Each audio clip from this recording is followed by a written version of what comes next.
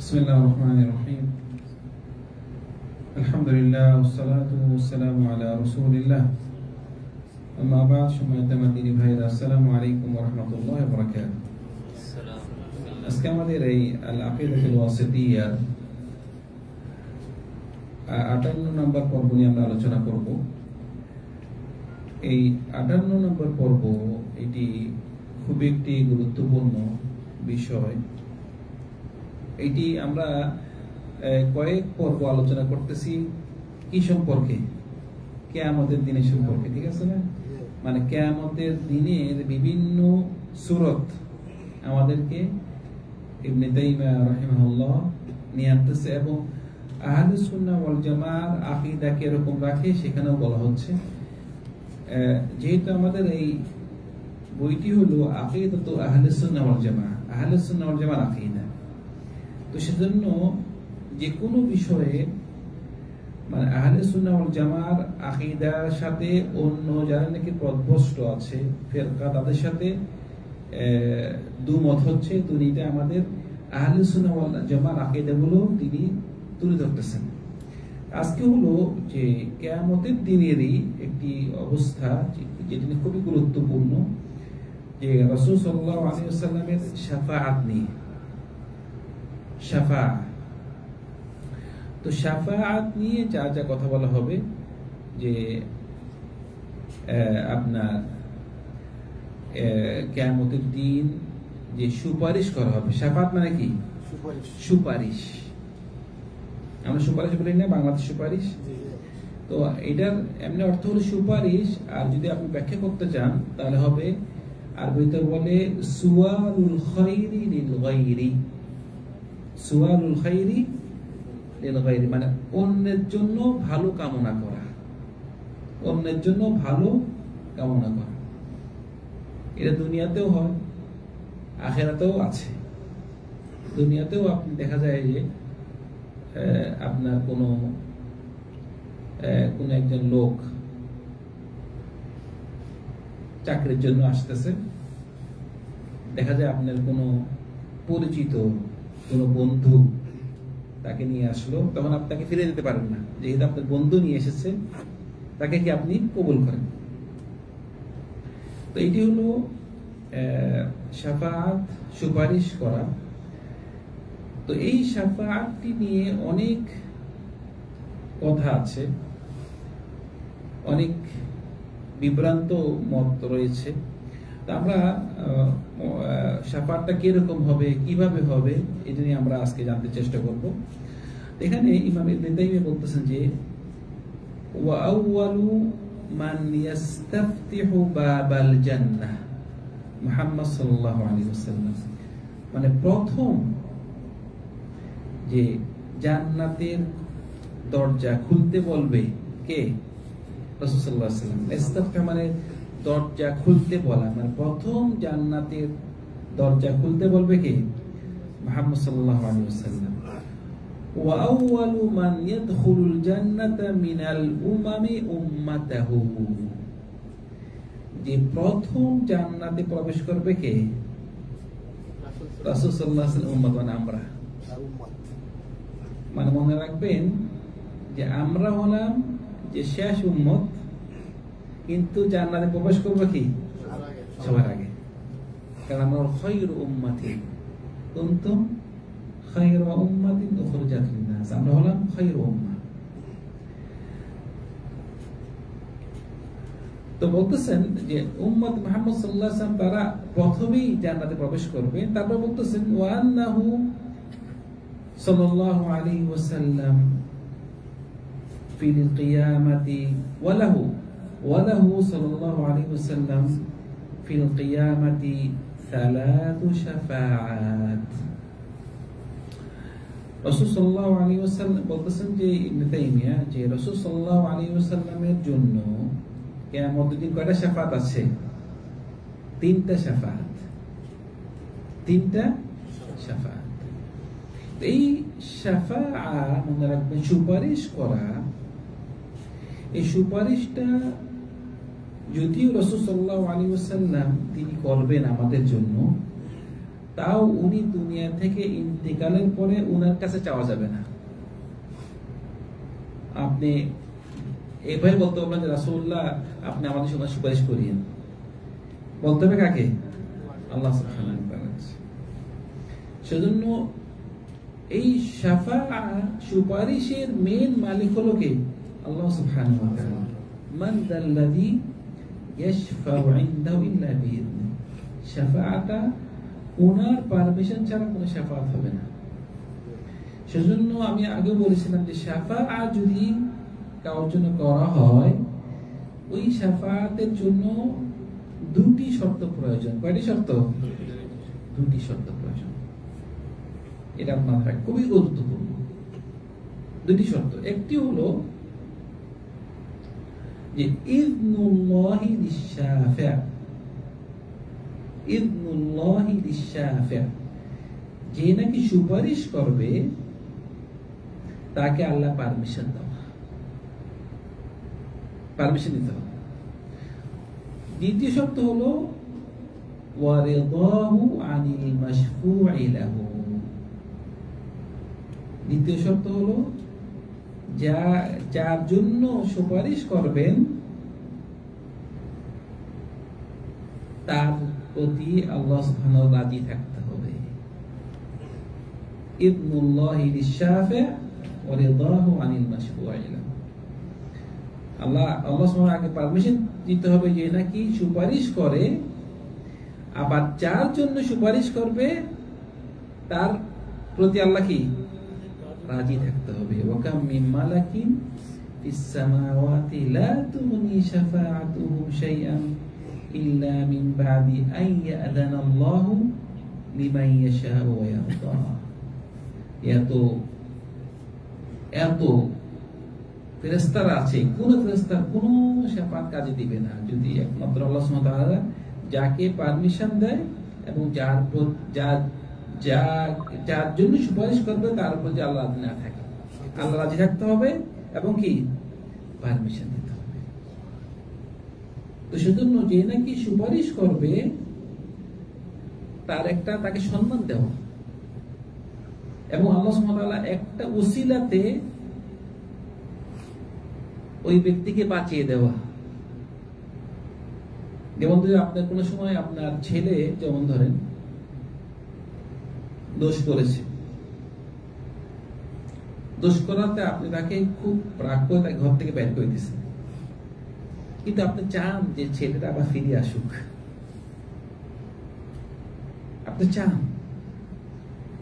তো দেখলেন যে যদি আপনি চান ছেলেটা ফিরে আসুক, তখন দেখালো যে হলো আপনার ভাই অথবা আপনার বোন আপনার ছেলেকে নিয়ে আসলো বাসায়, যে ভাই মাফ করে দিতে তাকে। আপনি বলেন ঠিক আছে তোর জন্য মাফ করে দিলাম যা। তা আপনিও কিন্তু চান যে ওকে যেন মাফ করে দেওয়া হয়, কিন্তু আপনি চাচ্ছেন ডাইরেক্ট না, আরেকজনের মারফতে তাকে কি মাফ করে দেওয়া হলো। তো সেজন্য আল্লাহ সুবহানাহু ওয়া তাআলা তিনি পারমিশন দিতে হবে, আবার যার জন্য আপনি সুপারিশ করবেন তাকে রাজি থাকতে হবে। কারণ আপনাকে পারমিশন দেওয়া হলো আপনি সুপারিশ করবেন, কিন্তু আপনি সুপারিশ করলেন এক মুশরিকের সাথে, মুশরিক কাফের, এটা হবে হবে না। যার জন্য সুপারিশ করবেন তার প্রতি কি আল্লাহ রাজি থাকতে হবে। এখানে বলতেছে ইবনে তাইমিয়া যে রাসূল সাল্লাল্লাহু আলাইহি ওয়াসাল্লাম কয়টা শাফাত আছে? তিনটা শাফাত। তো এখানে উনি তিনটা শাফাতের কথা বলেছে, এটা হলো সংক্ষেপে আর কি। আসলে শাফাত মোট হলো 8টি। কয়টি শাফাত? 8টি। কিন্তু এখানে শুধুমাত্র রাসূলুল্লাহ মানে এখানে উনি সংক্ষেপে বলেছেন তিনটা শাফাতের কথা, কিন্তু আমরা আরো ইনশাআল্লাহ ব্যাখ্যা করে বলবো যে শাফাত মোট হলো 8টি। উনি এখানে সংক্ষেপ করে 3টি কথা বলেছেন। তো এটাকে আপনি আবার ভেঙে 7টি আমরা 8টির কথা আমরা ব্যাখ্যা করে বলবো। তো প্রথমে যেহেতু ইবনে তাইমিয়া 3টির কথা বলেছে, আমরা 3টিকে কি বলতে ফায়াশফাউ ফি আহলিল মাওকিফি হাত্তা ইউকতা বাইনাহুম বা'দা আন ইয়াতারাজা আল আনবিয়া আদম ওয়া নূহ ওয়া ইব্রাহিম ওয়া মূসা ওয়া ঈসা ইবনে মারইয়াম আনিশ শাফাআতি হাত্তা তানতাহি ইলাইহি। প্রথম শাফাআত হলো যে কিয়ামতের দিন, এই যে কিয়ামতের ময়দানে মানুষরা দাঁড়িয়ে থাকবে, অপেক্ষায় থাকবে, কি হবে কি হবে, অপেক্ষায়। মানে এত বছর, হাজার হাজার বছর দাঁড়িয়ে থাকবে যে ওদের কি অবস্থা হবে। এই দিনে মানুষ অস্থির হয়ে প্রথমে যাবে আদমের কাছে, বলছে আদম আনতা আবুনা, তুমি তো আমাদের বাবা, তুমি আমাদেরকে এই অবস্থা থেকে আমাদেরকে তুমি বাঁচাও, আল্লাহ কাছে সুপারিশ করতে, আমাদেরকে বিচার হয়, কি অবস্থা বিচার হয় আমাদের। আদম বলবে না, আল্লাহ আজকে যেই রাগান্বিত অবস্থা আছে এরকম কোনদিন হয়নি, আমার দ্বারা সম্ভব হবে না। উনি যেই ভুলটি করেছিলেন, এই ভুল, আমি একটা ভুল করেছি, আমাকে যে গাছ থেকে খাইতে মানা করেছে আমি গাছ থেকে খেয়েছি, তুমি বলছে আমি পারবো না, তোমরা নূহের কাছে যাও, হয়তো নূহ পারতে পারে। মানুষরা নূহের কাছে যাবে, নূহ বলবে এরকম সেম আদমের কথা বলবে, আমি পারবো না। তোমরা কার কাছে যাও? ইব্রাহিমের কাছে যাও। ইব্রাহিম আলাইহিস সালাম সেম কথা বলবে, আমিও পারবো না, আজকে আল্লাহ যে বর্তমান অবস্থা আমি পারবো না। তোমরা কার কাছে যাও? মূসা। মূসাও কিভাবে বলবে যে মূসা, আল্লাহ আপনার সাথে ডাইরেক্ট কথা বলেছে, আপনি আমাদের আল্লাহকে সুপারিশ করতো। মূসা একদম সেম কথা বলবে। তারপর মানুষ যাবে কোথায়? ঈসার কাছে। ঈসাও সেম কথা, ঈসা বলে আমার দ্বারা সম্ভব না, তোমরা কার কাছে যাও? মুহাম্মদ সাল্লাল্লাহু আলাইহি ওয়াসাল্লাম। যখন মানুষরা লাস্টে মুহাম্মদ সাল্লাল্লাহু আলাইহি ওয়াসাল্লামের কাছে যাবে, তিনি বলবেন যে আনা লাহা, হ্যাঁ আমি সুপারিশ করব, আমি সুপারিশ করব।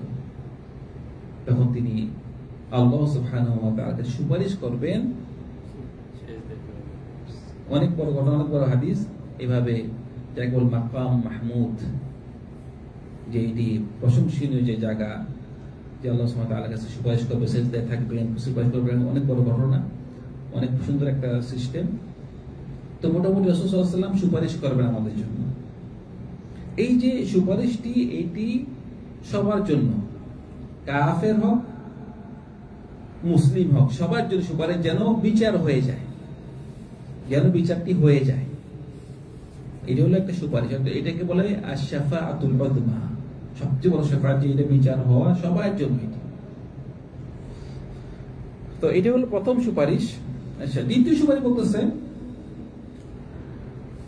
ফায়াশফাউ ওয়া আম্মা আশ-শাফাআতু আস-সানিয়া ফায়াশফাউ ফি আহলিল জান্নাতি আন ইয়াদখুলুল জান্নাতা। আরেকটি দ্বিতীয় শাফাআত হলো যে যারা নাকি জান্নাতবাসী, ওই জান্নাতবাসীর জন্য আল্লাহর কাছে দোয়া করা, তারা যেন জান্নাতে কি প্রবেশ করে। তারা কি আপনি জান্নাতে বাসী ঠিক আছে, কিন্তু এখনো জান্নাতে ঢুকেন না, একটা অস্থিরতা না, কখন ঢুকবো কখন ঢুকবো। আপনারা সফর করছেন নাকি? সফর করছেন? দেখবেন সফর যখন করবেন, যতক্ষণ প্লেনে বসবেন না, প্লেনে বসা আগা পর্যন্ত অস্থিরতা থাকে। মানে আপনি ইমিগ্রেশন চলে গেছেন, প্লেন ঢুকেন না, এখনো বসা, আরে কখন যাবো, কখন গেট খুলবে। যদি একটু লেট হলো তো আরো বেশি পেরেশানি হইলো, কখন। তো এই যে জান্নাতীরা জান্নাতে প্রবেশ করবে ঠিকই, কিন্তু এখনো জান্নাতে প্রবেশ করতে পারতেছে, এখন দাঁড়ানো। আল্লাহ রাসূল সাল্লাল্লাহু আলাইহি ওয়াসাল্লাম সুপারিশ করবে কি ওদেরকে যেন জান্নাতে প্রবেশ করানো হয়। এটা সুপারিশ। এটা কিন্তু অনেক বড় একটা অস্থিরতাতে মানুষ কি বাঁচে যাবে। যদি আপনি দেখেন আপনি জান্নাতে, কিন্তু এখনো জান্নাতে প্রবেশ করেন নাই, অস্থির। তো আল্লাহ রাসূল সাল্লাল্লাহু আলাইহি ওয়াসাল্লাম দ্বিতীয় শাফাত হলো জান্নাতীদের জন্য তিনি কি সুপারিশ করবেন।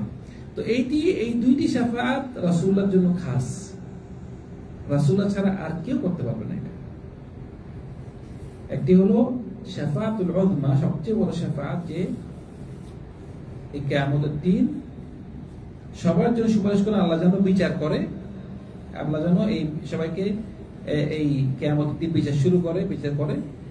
আরেকটি হলো যে যারা নাকি জান্নাতি, জান্নাতের জন্য কি জান্নাতে প্রবেশ করার জন্য সুপারিশ করে। আরেকটা রাসূলের আরেকটা খাস আছে, আমি ইনশাআল্লাহ যখন নাকি ওই 8টার কথা বলবো তখন সেখানে আছে, যেখানে ইবনে যে 3টার কথা বলেছে, 3টার মধ্যে 2টা হলো রাসূলের জন্য, আরেকটা হলো বলছে আম্মা শাফাআতু সালিসা ফায়াশফাউ ফি মান ইসতাহাক্কান নার ওয়া হাদিহি শাফাআতু লাহু ওয়া লিসাইরিন নাবিয়িনা ওয়াস সিদ্দিকিনা وغيرهم فيشفع في من استحق النار أن لا يدخلوها ويشفع في من دخلها أن يخرجوا منها. তৃতীয় যে শাফাআতটা সেটি হলো এটি উনার জন্য এবং অন্যান্য নবীদের জন্য এবং যারা নাকি নেককার মানুষ তাদের জন্য, মানে আপনিও আপনার ভাইয়ের জন্য, যে আপনি নেককার হন, আপনার ভাইয়ের জন্য, আপনার বন্ধুর জন্য আপনি সুপারিশ করতে পারেন। তো এটা কি বলছে, যারা নাকি জাহান্নামে প্রবেশ করবে তাদের জন্য সুপারিশ করা, আল্লাহ তাদেরকে জাহান্নামে না দেয়। ঠিক আছে, মানে সুপারিশটা হবে যারা নাকি মুসলিম ছিল, অমুসলিম না, কাফের না, কাফেরদের জন্য সুপারিশ নেই। তো আপনি যদি সুপারিশ করেন তাহলে দেখা যাবে যে কোন একটা মুসলিম, সে পাপী, যদি সে পাপী, সে জাহান্নামে সে ঢুকার মধ্যে একদম শিওর জাহান্নামে ঢুকবে, তা আপনি তার জন্য সুপারিশ করবেন যে জাহান্নামে যেন না ঢুকে। তো এই সুপারিশটি রাসূলুল্লাহর জন্য এবং অন্যান্য নবীদের জন্য এবং যারা নাকি নেককার বান্দার জন্য এই সুপারিশটা আছে। এটা হলো যারা নাকি জাহান্নামে প্রবেশ করতে নিষেধ করা, যে ওকে যেন জাহান্নামে না দেওয়া হয়। ঠিক আছে, তো এইটি হলো মানে সংক্ষেপে বলা হলো যে শাফাআত সম্পর্কে ইমাম ইবনে তাইমিয়া বলেছেন যে শাফাআত 3টি। একটি হলো কি বড় শাফাআত, যেটি আপনার কিয়ামতের দিন হবে, যে তাড়াতাড়ি বিচার করা হয়, এটি রাসূল সাল্লাল্লাহু আলাইহি ওয়াসাল্লাম করবেন। দ্বিতীয় শাফাআত হলো যে জান্নাতে প্রবেশ করার জন্য সুপারিশ করা। এই দুটি শাফাআত কার জন্য? রাসূল সাল্লাল্লাহু আলাইহি ওয়াসাল্লামের খাস। কিন্তু তৃতীয় শাফাআত যেটি, এটি হলো রাসূলুল্লাহর জন্য এবং অন্যান্য নবী রাসূলের জন্য এবং নেককার বান্দাদের জন্য। সেটি হলো কি, যারা নাকি জাহান্নামে প্রবেশ করার মতো কাজ করেছে কিন্তু তারা যেন জাহান্নামে প্রবেশ না করে, সেজন্য আল্লাহর কাছে সুপারিশ করা। কথাগুলো বুঝতে পারছেন? এটা হলো সংক্ষেপে, কিন্তু বিস্তারিত আমি আবার ইনশাআল্লাহ আমাদের দ্বিতীয় এরপরের পর্বতে আলোচনা করবো বিস্তারিত, যে শাফাআতটি 8 প্রকার। কয় প্রকার? 8 প্রকার। তো উনি সংক্ষেপে বানাইছে 3 প্রকার, কিন্তু আমরা যদি ব্যাখ্যা করি আরো কয় প্রকার হবে? 8 প্রকার হবে। মনে রাখবেন এই শাফাআত নিয়ে এখানে 3টি ফিরকা আছে। কয়টি ফিরকা আছে? 3টি ফিরকা। এখানে আমাদের আহলে সুন্নাহ ওয়াল জামাত আকীদা আমরা বুঝতে পারবো যে আমরা হলাম মধ্যমপন্থী। আমরা কি? মধ্যমপন্থী। তো এই শাফাআত নিয়ে এক দল বেশি বাড়াবাড়ি করেছে, আবার এই শাফাআত নিয়ে এক দল একদম ছেড়ে দিয়েছে। আর আমরা কি? মধ্যমপন্থী। এক দল বলতেছে যে শাফাআত দিয়ে তারা বেঁচে যাবে, আর কিছু লাগবে না। শাফাআত দিয়ে কি বেঁচে যাবে, মানে খ্রিস্টান যে ঈসা আলাইহিস সালাম তাদেরকে বাঁচাই দিবে, আর কিছু লাগবে না। অথচ সুফি ভণ্ড তারা ওদের পীররা কি পীর ধরলেই বাঁচে যাবে। শুনছেন আপনার ভিডিও এভাবে অনেক, যে কিয়ামতের ময়দানে পীররা হাত নিয়ে বের হবে, যেখানে নবীরা আদম, মুসা, ঈসা, তারা নাফসি নাফসি, সবাই নাফসি নাফসি। নিজে কিভাবে বাঁচবো আমি, অন্যকে বাঁচাবো, নিজে বাঁচবো কিভাবে? সেজন্য এক পার্টি হলো যে ওদের যারা পীর আছে, পীররাই কি ওদেরকে বাঁচাই দিবে, বাস পীর ধরলে হবে। পীররা এরকম বললে যে তোমরা পারবা না, তোমরা বাস আমাদের সাথে থাকবা, কি করবা, বাস আমাদেরকে ধরবা, পারে যাবা, আমাদেরকে বাস টাকা পয়সা দিবে বাস।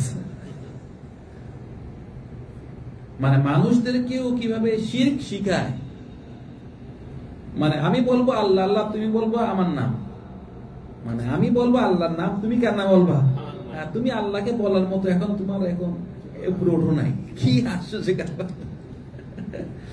তো এক পার্টি হলো শাফাআতের, যে তারা নাকি খুব বেশি মানে আপনার শাফাআতকে দাম দিয়েছে, যে শাফাআতই ওদেরকে পার করে দিবে।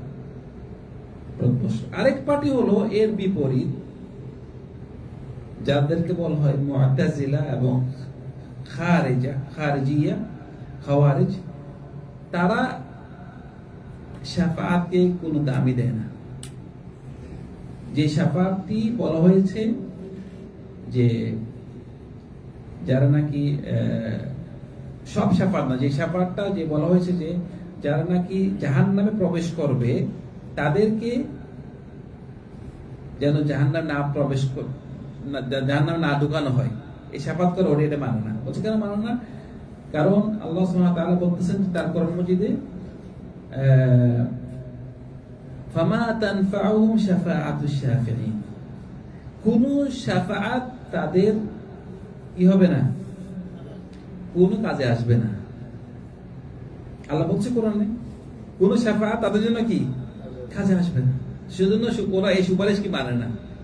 কিন্তু এর কথা হলো তাদের জন্য কোন শাফাআত কাজে আসবে না, এটা কি কারা? এটা কাফেরদের জন্য। কিন্তু ও তো মুসলিম, কারণ ওদের কাছে হলো যে কবিরা গুনাহ করেছে সে কাফের হয়ে গেছে, কবিরা গুনাহ করেছে কি কাফের, তো সেজন্য ওরা কিয়ামতের দিন সুপারিশ নেই, ওরা তো কাফের। তো সেজন্য আমাদের কথা হলো যে মানে ফামা তানফাউহুম শাফাআতুশ শাফিঈন, কোন শাফাআত ওদের কাজে লাগবে না। এটা হলো কার জন্য? কাফেরদের জন্য। কিন্তু যে নাকি মুসলিম পাপ করেছে, জাহান্নামে প্রবেশ করতে, তার জন্য কি সুপারিশ করতে পারে। কিন্তু আমাদের আহলে সুন্নাহ ওয়াল জামাআহ এই শাফাআতটি এই দুই পার্টির মাঝখানে, যে আমরা বলি না শাফাআত অবশ্যই আছে, শাফাআতটি আছে, এটা শাফাআত আছে, কিন্তু শাফাআতটি আপনি যেতে হবে আল্লাহর কাছে, আল্লাহ রাজি থাকতে হবে, আল্লাহ পারমিশন দিতে হবে, এবং আপনার যার জন্য শাফাআত করা হয় তার প্রতি কি রাজি থাকতে হবে। তার কোরআনের দলিল এরকম, ওয়াকাম মিন মালাকিন ফিস সামাওয়াতি লা তুগনি শাফাআতুহুম শাইআন ইল্লা মিন বাদি আন ইয়াযানাল্লাহু লিমান ইয়াশাউ ওয়া ইয়ারদা। এই শাফাআতটা হবে যে আল্লাহ পারমিশন দিতে হবে, এবং যার জন্য শাফাআত করা হয় তার প্রতি আল্লাহ রাজি থাকতে হবে। এটা হলো আমাদের আহলে সুন্নাহ ওয়াল জামাআহ আকীদা, যে আমরা শাফাআত মানি, কিন্তু শাফাআতটা চেতে হবে আল্লাহর কাছে, কোন মাখলুকের কাছে শাফাআত চাওয়া যাবে না। আল্লাহ আমাদের জন্য, আল্লাহ আমাদেরকে একটা সম্মান, যাকে পারমিশন দিবে তাকে সম্মান দেওয়া, আর পারমিশন দেওয়া মানে যে কোনো কাউকে সে শাফাআত করতে পারবে না। আল্লাহ যার প্রতি রাজি থাকে তাকে শাফাআত করতে হবে। ছোট্ট একটা উদাহরণ দিয়েছি যে আপনার ছেলের ব্যাপারে, কিভাবে আপনার ছেলে আপনি চান সে আসুক, কিন্তু কোন একজন মাধ্যমে যদি আসে তখন আপনি তাকে কি ঘরে টেনে আনেন। তো এই ছিল আমাদের মানে এই শাফাআত সম্পর্কে কিয়ামতের দিন যা হবে সংক্ষেপে কিছু শাফাআতের নমুনা, এবং আমরা দ্বিতীয় পর্বতে আমাদের শাফাআত নিয়ে যে 8 প্রকার নিয়ে আমরা আলোচনা করব। আল্লাহ সুবহানাহু ওয়া তাআলা আমাদের সবাইকে রাসূল সাল্লাল্লাহু আলাইহি ওয়াসাল্লামের শাফাআত পাওয়ার আমাদেরকে সবাইকে তৌফিক দান করুন। ওয়া আখিরু দাওয়ানা আলহামদুলিল্লাহি রাব্বিল আলামিন, সাল্লাল্লাহু আলা সাইয়্যিদিনা মুহাম্মদ ওয়া আলা আলিহি ওয়া সাহবিহি আজমাইন। আসসালামু আলাইকুম ওয়া রাহমাতুল্লাহি ওয়া বারাকাতুহু।